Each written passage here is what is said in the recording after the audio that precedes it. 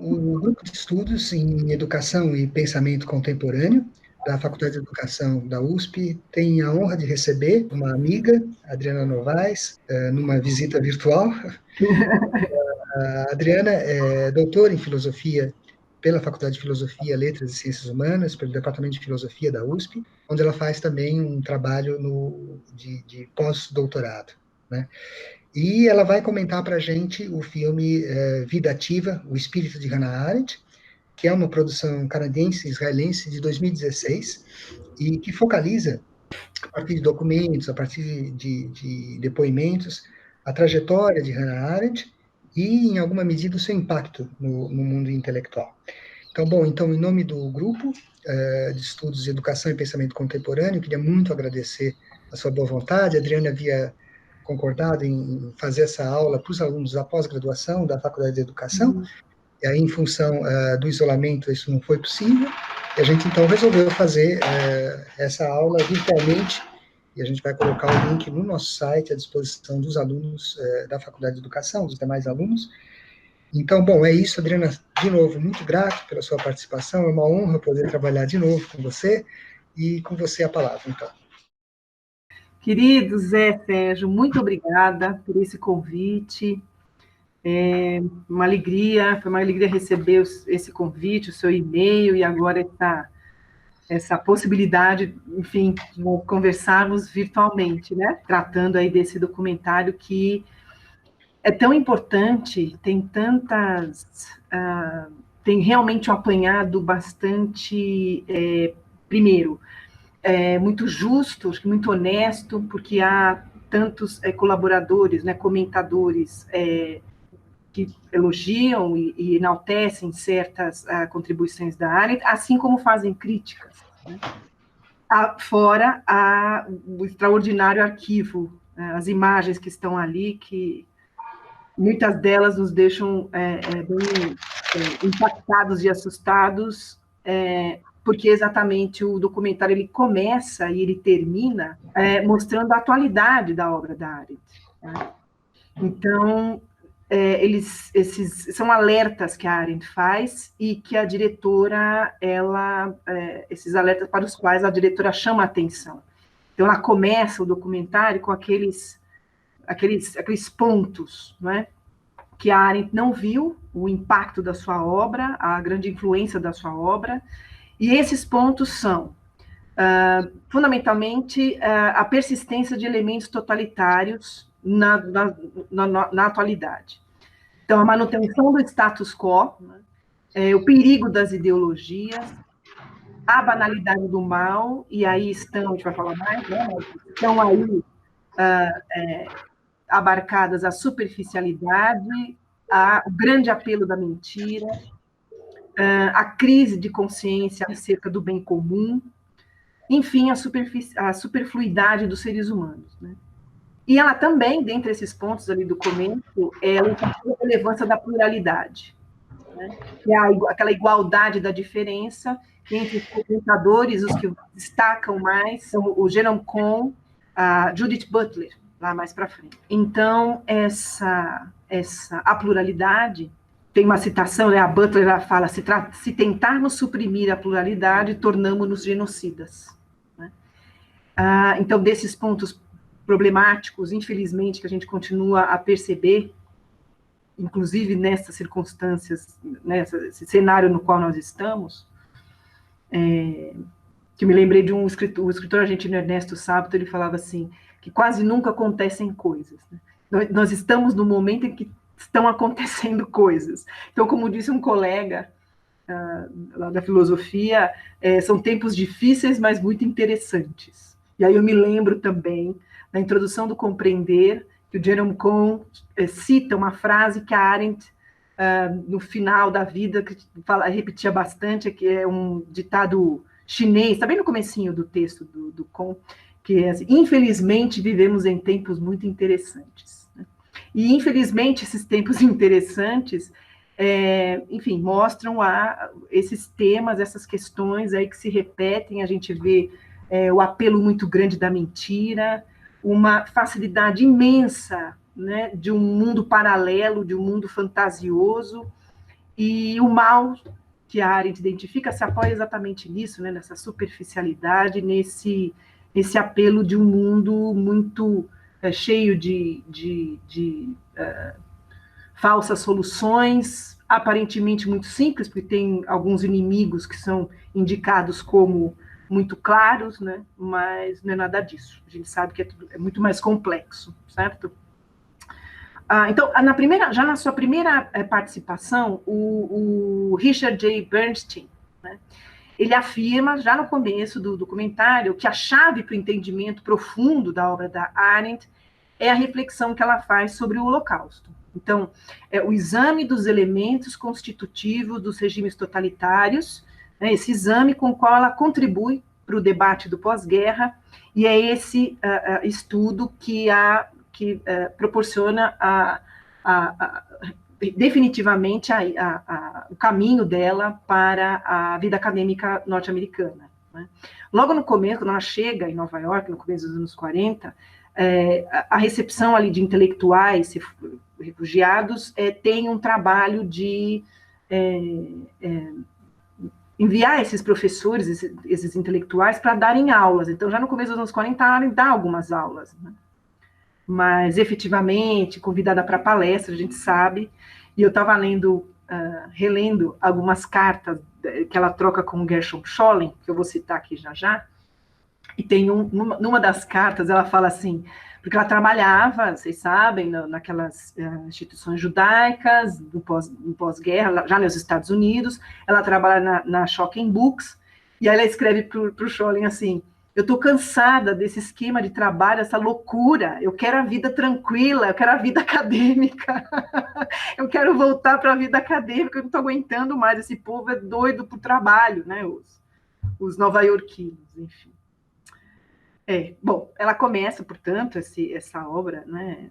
E eu destaco as citações das que estão ali em momentos estratégicos do documentário, que são as citações das cartas que a Arendt troca com Karl Jaspers, que é um verdadeiro tesouro, né? É uma maravilha, porque até mesmo nos momentos, nas questões mais polêmicas, o Jaspers sempre manteve com ela uma compreensão, um diálogo muito verdadeiro, e também é muito interessante que tem um comentário dela sobre essa relação com o Jaspers. Ela diz assim, que eles podiam, enfim, não concordar em coisas, é irredutível, né? As posições dos dois eram irredutíveis, mas eles sempre tomavam café, brincavam no final e tudo bem. E uma das diferenças que é um barato, que ela diz assim, que ela considerava o Brecht um poeta, e o Jaspers não. E um nunca conseguiu convencer o outro, e eles brigavam feio, mas no final dessas discussões eles mantinham a amizade, isso é uma maravilha, é um presente, né, para quem se dedica, estuda um autor, é uma maravilha acompanhar, mesmo com divergências, um diálogo tão verdadeiro, tão claro, sobre questões tão duras e decisivas durante tanto tempo. É realmente uma beleza, e a diretora utiliza essas cartas de uma maneira muito, muito feliz.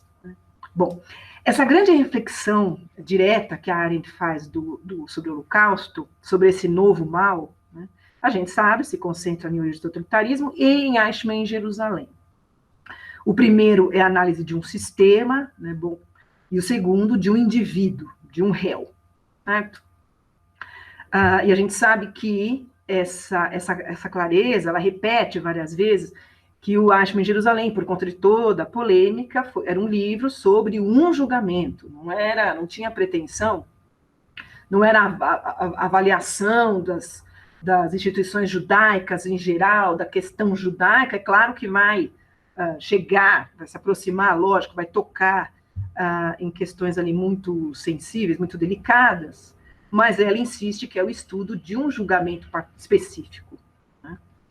E, bom, antes de tratar da polêmica desencadeada pelo Eichmann, eu acho que cabe mencionar a atividade da Arendt. Também é importante para entender o impacto, o incômodo, né, do que gerou, inclusive o impacto no projeto dela mesma. E é muito importante, eu acho, lembrar, e o documentário faz isso bem, até uma das professoras diz que ela era uma heroína sionista, né? Nos anos 30. Eu não sei, bom, enfim. Então vamos lá, essa é coisa para o historiador. Talvez ela tenha ido um pouco além, enfim, bom, vamos lá. A considerar, né? Por quê? Como é que foi o envolvimento da Arendt com o movimento sionista e as organizações judaicas? A gente tem é um envolvimento longo, importante, que eu acho que é fundamental retomar, ter claro isso, porque senão a gente não entende alguns pontos aí. A Arendt, vocês sabem, ela foi presa, né, por participar de ações do movimento sionista em Berlim. Ela se diz sionista, assim, que participou do movimento sionista. Ela não integrou oficialmente, né, ela participou, ela quis ajudar de algum modo, principalmente porque, também a gente sabe, ela não se interessava, no documentário mostra isso, né, ela não se interessava por história, nem por política, não queria saber de nada disso, queria saber de teologia, do Agostinho e tal. Só que acho que é muito importante também lembrar que ela ficou muito decepcionada com os colegas dela, né? Os colegas que aderiam com imensa facilidade. A gente está falando de muito tempo antes dela se dispor a escrever e tal. Então, a experiência mesmo dela. Então, ela se decepcionou muito com esses colegas que aderiram ao antissemitismo e o nacionalismo do Hitler com extrema facilidade, assustadora facilidade. E ela resolveu, ela cita isso no documentário, de uma maneira talvez exagerada, ela mesma diz, né? Ela resolveu seguir a vida dela sem ter nada a ver com atividade intelectual, assim, acadêmica, não é?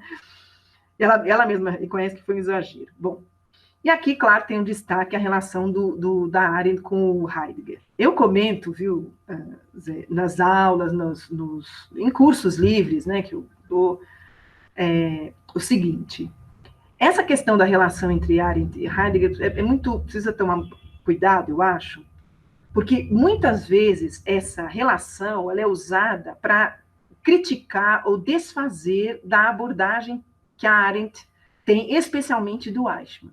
Então, eu acho que toda vez, eu acredito, o documentário é muito cuidadoso, até muito delicado na questão, não é? Falando dos estudos mesmo, e dos críticos da Arendt pela polêmica do Eichmann, né? Que vira e mexe, tratam disso. Se bem que o Bernstein, no final do documentário, ele faz ali, ele pontua, ele acha que a Arendt não fez a devida avaliação pública, né, das escolhas do Heidegger. Enfim, foi muito boazinha no final, pelo menos publicamente, né? Livrou muito a cara dele. Bom, enfim. Você me permite só uma claro. interferência para recomendar às pessoas que estão vendo esse vídeo o livro da Antônia Grünberg, né? E cujo lançamento você teve, né?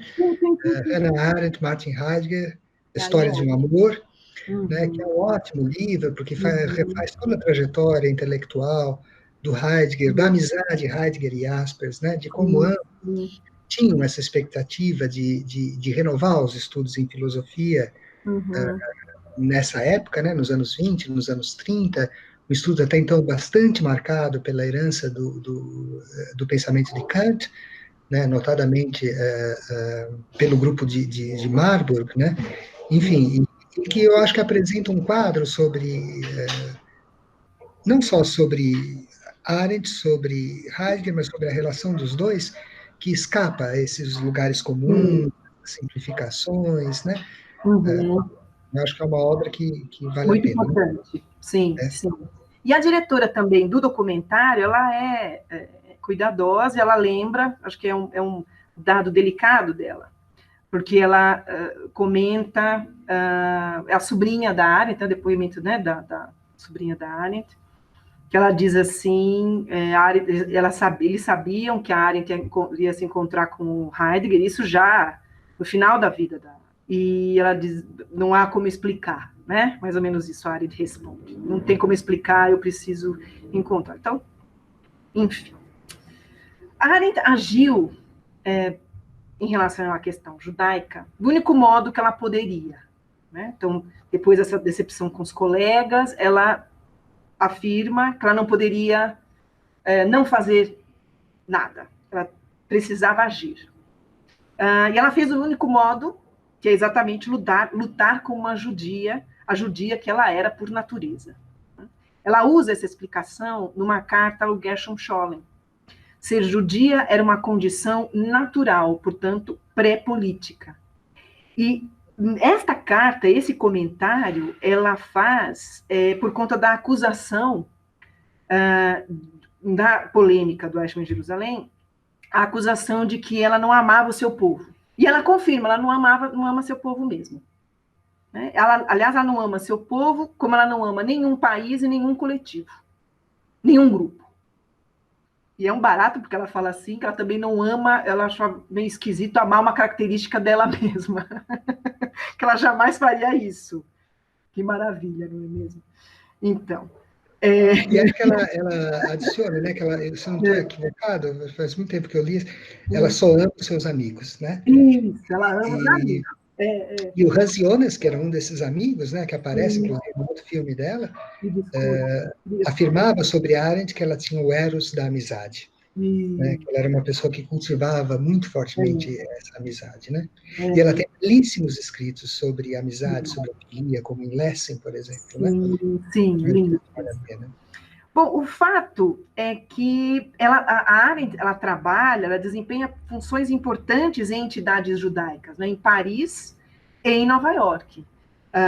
Então, lembrando, ela foge de Berlim em 1933, ela vai para Paris, fica lá até nos anos 40, quando todos os cidadãos alemães eles são convocados, ela fica por algumas semanas em estádios de esporte, né, homens em ela fica no Velodrome d'Hiver, e dali eles são levados para o campo de Gurs, fica um tempo ali, quando a Alemanha, então, vence, né, se impõe a França, há uma confusão, ela espertamente se aproveita dessa confusão e consegue fugir, fica umas semanas porque ela precisa encontrar o segundo marido dela, o Blücher, né, e ela fica uns dias ali esperando ela fica em Lourdes com o Walter Benjamin.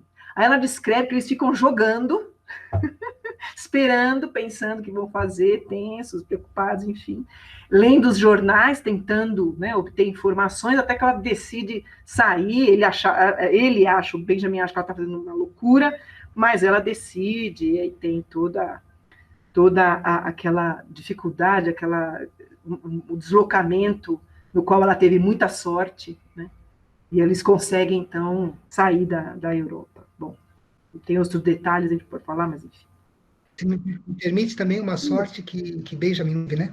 Sim, Benjamin tenta, se eu não estou equivocado, um dia antes dela, tenta emigrar, encontra os portões fechados e acaba se matando no banheiro, na fronteira, né, da França. E terrível, porque bom, imagine que realmente eles foram muito amigos em Paris. Muito amigos. Tem as cartas que eles trocavam e tal, né? E o primeiro marido da Arendt era primo do Benjamin, né? E aí ela leva um texto do Benjamin para os Estados Unidos com a orientação de entregar ao Adorno, e aí tem toda uma questão com o Adorno, que é outro ponto, o documentário não trata disso. Vamos lá. Crítica mesmo. A crítica principal em relação ao Benjamin, só para finalizar esse assunto, que ele demorou muito para publicar esse texto do Benjamin. São as teses, né? Demorou demais, e ela achava um absurdo. Enfim. Bom. Então, é importante, a Arendt sempre teve um tom muito crítico, muito duro em relação ao papel do movimento sionista, especialmente sobre as pretensões do movimento, que acabou saindo vencedor com a criação do Estado de Israel. Então, quanto a isso, também penso que cabe uma observação. A Arendt, nós sabemos, ela defendia o Estado binacional na Palestina, um território no qual já havia uma tensão entre judeus e árabes, lembrando que as entidades para as quais a Arendt trabalhou quando estava em Paris, eram entidades responsáveis pelo preparo e envio de jovens judeus para a Palestina. Então, inclusive, ela chegou aí à Palestina em 1935. Portanto, um trabalho de muito tempo, de dedicação a essas entidades e ao povo judeu. Né? Então, ela alerta, nessa oposição dela ao Estado de Israel, ela alerta para o perigoso potencial de conflito da região, caso não houvesse negociação e equilíbrio com os árabes. E ela é muito mais dura nas suas críticas já nos anos 40. Quer dizer, ela já é muito crítica, muito dura nos anos 40.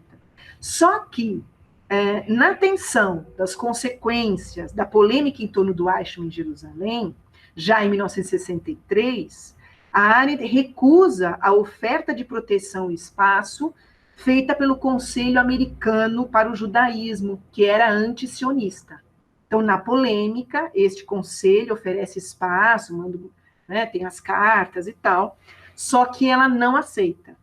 Ela escreve uma carta de recusa, dizendo que ela não é anti-sionista.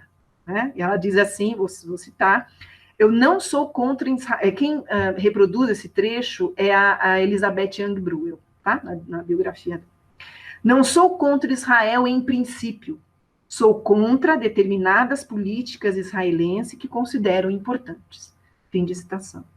Então, eu acho que é um ponto, é algo curioso, importante de se resgatar, quando se faz esse histórico de embate dela com as instituições, com o movimento sionista e as instituições judaicas. Tá? Porque a gente sabe, é um terreno muito, muito sensível isso. Né? Mesmo nos Estados Unidos, o Bernstein foi meu supervisor no meu estágio lá na New School. E eu me lembro, tem várias instituições lá em Nova York, e uma delas, que é o Centro Histórico Judaico, fica na Rua 16, e é um lugar que abriga várias entidades judaicas. E uma delas é a Fundação Leo Baeck. E o que acontece? Tem uma certa... Eu lembro que num desses lugares, numa das salas, que é um lugar extraordinário, com várias salas de exposição, uma delas era sobre... Isso em 2015. Era uma exposição sobre judeus que chegaram nos Estados Unidos e fizeram a sua vida, papapá. Muito bem. Lá estava o Billy Wilder, o Einstein, outras pessoas não conhecidas, né? Mas não tinha nada sobre a área. Nada. Absolutamente nada. E aí eu perguntei para o Bernstein, assim, professor, tem essa exposição?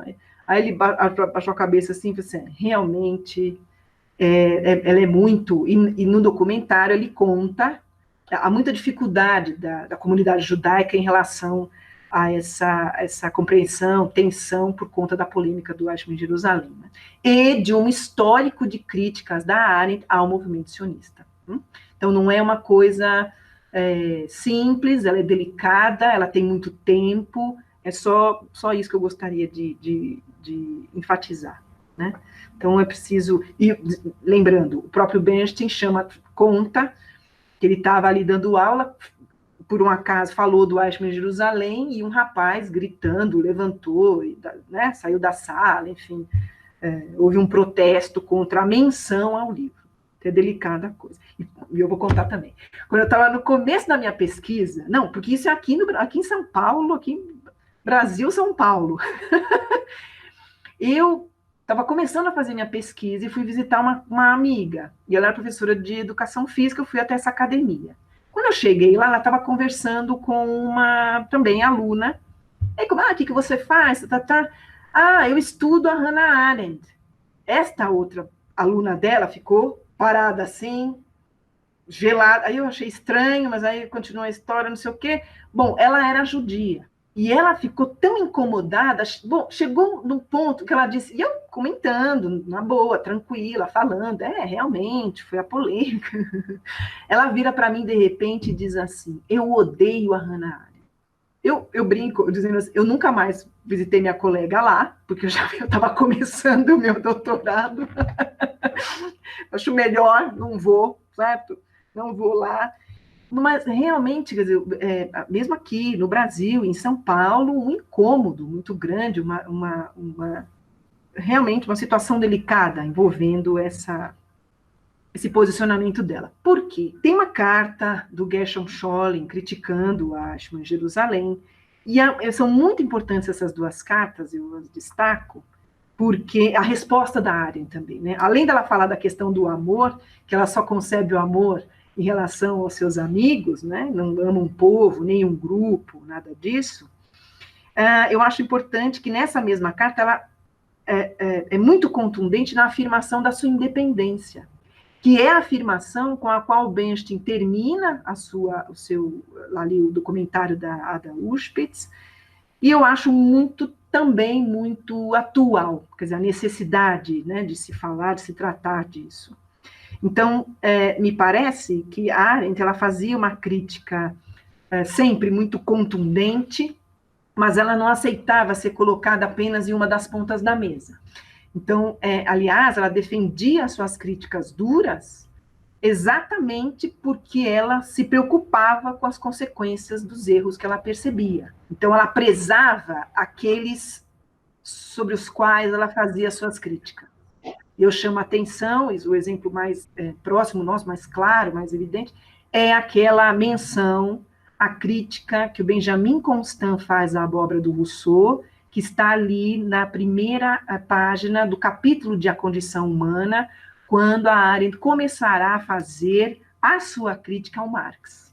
Não é? Eu posso fazer críticas, mas não me coloquem, né, na fileira dos detratores de um homem que tem tanto valor. Então, como Benjamin Constant falando do Rousseau e Arendt falando do Marx. Só mais uma questão, né, que me parece importante, ela também fala numa entrevista, né, porque tem sempre essa polêmica das pessoas quererem encaixar a Arendt em certos escaninhos, né, de que ela seria isto, aquilo, aquilo. Então, tem hora que ela é liberal, tem hora que ela é uma anarquista, tem hora que ela é uma comunitarista. Eu já ouvi que ela é marxista. E ela simplesmente fala, não sei se você lembra a expressão, é muito simples, I don't fit, né? Que é uma expressão difícil, porque fit é encaixar, né? Um sapato que te serve, etc. Ou seja, eu não encaixo, né? Ela é uma pensadora independente, eu acho que isso né? Então, ela pode ter traços aqui de ligação com um ou com outro movimento, mas ela sempre tem essa posição de independência, né? Eu acho que isso marca. O que era muito difícil, eu acho que isso também prejudicou muito a recepção da Arendt no Brasil, nos anos 70, 80, porque era uma época de extrema polarização acadêmica, né? Então, ou você era marxista ou você era liberal. Como ela era não marxista, aí se fazia essa aproximação com o liberalismo, que é uma aproximação que não resistiria à leitura do texto O que é a Liberdade, né? Onde ela é extremamente crítica à noção liberal de liberdade e aos liberais, né? Eu cheguei a falar que o liberalismo fez um enorme mal à liberdade, né? Por conta dessa posição dela. Então, sobre o exame do totalitarismo e seu mal, né, o documentário destaca a superficialidade que desafia o pensamento, a nossa vida do espírito, a fantasia desejada que a mentira alimenta, né, as ideologias que são fuga da realidade, a fuga para uma ordem lógica com um inimigo facilmente identificável. Né? Então, ela percebe então, o discurso anti-Estado, anti-Europa, mas ao mesmo tempo nacionalista. O apelo que esse tipo de discurso teve para o crescimento do antissemitismo e enfim, a ascensão do governo totalitário, dos governos totalitários. Então, a Ada Uspitz destaca o alerta também que a Arendt faz sobre os refugiados, né, um trecho que ela cita de origens do totalitarismo. E nós sabemos, né, como é enorme o problema hoje da questão, uma das maiores preocupações humanitárias que a gente tem, que é o número de refugiados, já são mais de 70 milhões de refugiados no mundo. Né? Ainda mais agora, nesse nosso contexto, outro fator de mais aflição. Eu destaco também o extraordinário arquivo de imagens utilizado, que mostra, em especial, a banalidade. Então, as brincadeiras na construção dos campos, né? Os oficiais imitando os judeus, dançando, fazendo troça, né? As alegorias de carnaval com inscrições com xingamentos aos judeus, aquela cálida família, é impactante aquela sequência, aquela cálida família né, sorrindo, que alegremente hasteia a bandeira com o símbolo nazista. Então, a banalidade está aí. Tem uma frase dela, que a maioria das pessoas que cometeu o mal não quiseram fazer o bem ou o mal por vontade mesmo, né, decididamente. Elas não sabiam o que estavam fazendo. Elas não estavam preocupadas, elas não estavam despertas para esse tipo de escolha. Elas nem percebiam. Então, a banalidade, portanto, é esse ser rasteiro, né, no pó das superfícies, a estratégia para penetração do mal no mundo, que é uma frase também que está no documentário. Então, as críticas, especialmente de Deborah Lipstadt, que escreveu um livro, O Julgamento do Eichmann, né, em 2011, e no mesmo ano saiu também, mas em alemão, da Bettina Stangenet, também sobre a personalidade do Eichmann. Por quê? Porque houve a liberação, né, o acesso delas a documentos aos quais a Arendt não teve acesso. E esses documentos mostrariam uma intenção do Eichmann. Ele não era tão bobo ou tão fora ele não agia sem intencionalidade. Né? Eu não penso que essas críticas invalidem o que a Arendt nos apresenta, né? Porque é um novo mal que surgiu durante a Segunda Guerra e ele é banal, é superficial, ou seja, e é incrível como ainda há essa interpretação de que o banal seria o banal do fato que ela está avaliando. Isso ainda permanece, ainda há essa interpretação. Mas, de novo, em relação à crítica da Stangenet e da Lipstadt. Porque esse mal, ele é banal, é superficial, as pessoas não fizeram mal, que fizeram mal, não haviam decidido serem boas ou más. Então, elas eram indiferentes, no sentido de não utilizarem a sua capacidade de discernimento, de questionamento, para agirem de maneira independente e escolherem não fazer o mal. Né?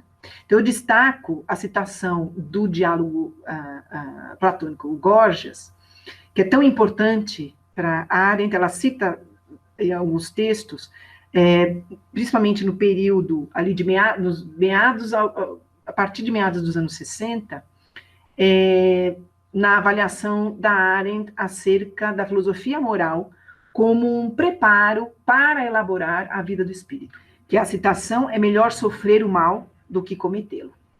Então, lembrando, depois dessa polêmica, aliás, também na carta do Gershom Scholem, ele chama a banalidade do mal de slogan. Imagine, ela deve ter ficado muito brava, muito irritada com essa definição, né? E, de modo algum, é um slogan, claro, ela contesta, só que ela aproveita, eu já estava pensando nisso, imagino eu, ali no tempo, né, que se seguiu, porque ele diz assim, se você não está usando a banalidade do mal como um slogan, você deve se preocupar em fundamentar melhor esse conceito a partir da filosofia moral. E é exatamente o que ela vai fazer. Então, a partir de meados dos anos 60, ela oferece uma série de cursos, principalmente na New School e na Universidade de Chicago, examinando exatamente a filosofia moral, né? E a filosofia política de Kant, porque há esse projeto da vida de espírito, que ela não vai conseguir terminar, mas eu já falo. Só mais um ponto, antes de voltar para a vida do espírito, aí eu encerro meu comentário, que é a responsabilidade. Né? O documentário também chama atenção para isso, lembrando que a Arendt, no final da Segunda Guerra, ela foi secretária executiva de um movimento, de uma empresa, na verdade, criada, uma organização judaica, que tinha por objetivo resgatar documentos, livros, obras, né, na Europa. E ela fez parte desse grupo, e por conta disso ela viajou para a Europa, e a gente sabe, o texto que ela fala da culpa generalizada, que não, se a culpa é de todos, a culpa é de ninguém, então não há responsabilidade de ninguém. Né? Então, essas imagens do final do documentário, para as quais também chama atenção, elas tratam do que acontece depois. Então, primeiro uma espécie de expiação, aquelas várias imagens, é um tempo longo que a diretora fica ali, aqueles franceses cortando os cabelos das mulheres, né, parecendo que eles querem depositar a própria culpa na humilhação delas. Né, uma forma de se livrar da responsabilidade. Né. Assim como o impacto dos que fingiam não saber o que acontecia nos campos de concentração e que foram obrigados a saber entrar nos campos de concentração e ver o que acontecia lá. Por que isso é importante? E aí eu gostaria de voltar a tratar da vida do espírito. É fundamental para a Arendt, nesse reexame das atividades de espírito, a questão do comprometimento que todos nós temos que ter com a nossa capacidade espiritual, né? As capacidades da nossa mente, as nossas faculdades.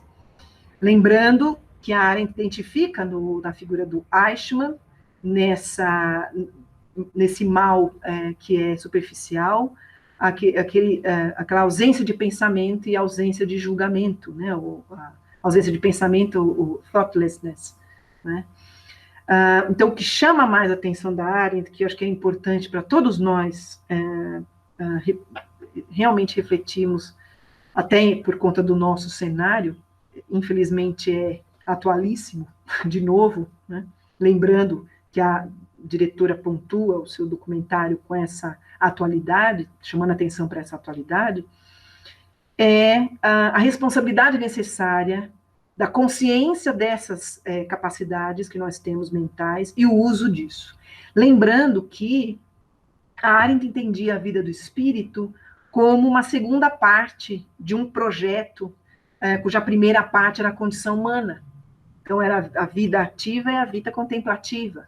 Né? Então, ela faz o exame da ação, toda a nossa capacidade também ativa na era moderna, reduzida à busca por suprir as necessidades do nosso cotidiano, né? Nossas necessidades biológicas. E, no segundo momento, a investigação exatamente dessa segunda parte, a vida do espírito, da gente tentar ter claro o que é a vida do espírito, quais são esses elementos, ela faz um histórico desses elementos, exatamente porque eles podem ser a possibilidade que a gente tem, né, a chance que a gente tem.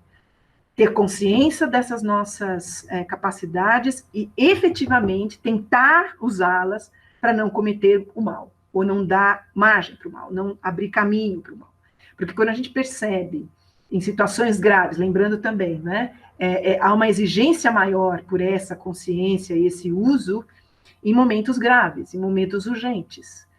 Exatamente nos momentos urgentes em que essas faculdades são exigidas de nós. Né? Então, um cuidado muito grande, uma reserva no sentido do pensamento, saber se distanciar para realmente examinar aquilo que recebemos, as informações que recebemos, o modo como lidamos com essas informações, uma coragem para iniciar, uma coragem para agir, e um treino, algo que é tão importante, é inacreditável, né, que a gente não vê jamais, que é desenvolver a nossa capacidade de se colocar no lugar do outro, que é o resgate que a Arendt faz ao tratar do julgamento, quando ela retoma a terceira crítica do Kant, a mentalidade alargada, a necessidade de olhar para o mundo de uma maneira de maneira plural também, né, a partir dos pontos de vista de outras pessoas, e lembrando que a Arendt, o valor que ela dá para a política, esse resgate sobre o qual a gente trata ao falar da obra dela, é o resgate da política, porque a política, ela diz assim, a política tem uma grandeza, difícil defender isso, né, no nosso cenário, mas tem, é preciso repetir que tem, porque o que é a grandeza da política? Porque a realidade é tão complexa, ela é feita com tantas variáveis e com tantos elementos, que a política nunca vai conseguir abarcar. A gente não consegue abarcar. Então, a grandeza da política é exatamente o esforço para entender da melhor maneira possível, exatamente pela reunião desses diferentes pontos de vista. O documentário termina com imagens, me parecem, de Nova York, eu acho, né? Das calçadas ali. Então, de novo, a Ada Uspitz chamando atenção para a atualidade da obra da Arendt e para o fato dela destacar esse sistema, né, que faz com que os homens sejam supérfluos. Então, se me permite, nas circunstâncias que estamos, infelizmente, ele teve que chegar a esse ponto, essa característica, ou seja, de um sistema que não é compatível com respeito à dignidade humana, ele é posto em xeque, né? De novo, porque se o sistema ele continua o mesmo, se o status quo, e a Arendt chama atenção para isso especialmente, se continua o mesmo, os elementos do totalitarismo, eles continuam, os elementos, eles ficam escondidos, se dão de outra forma, né? Então, a gente precisa ficar atento mesmo, porque, infelizmente, a gente observa com muita clareza que isso ainda permanece. Primeiro, bom, agradecer muito, né, aos seus comentários, a sua apresentação, que acabou mais do que sendo uma apresentação só ao filme, mas a própria obra da Arendt. Zé Sérgio, te agradeço muito. Uma alegria tão grande ter te conhecido finalmente, depois de ler coisas suas, ter te conhecido ano passado, querido. Muito, muito obrigada por esse convite. Um abraço a todos.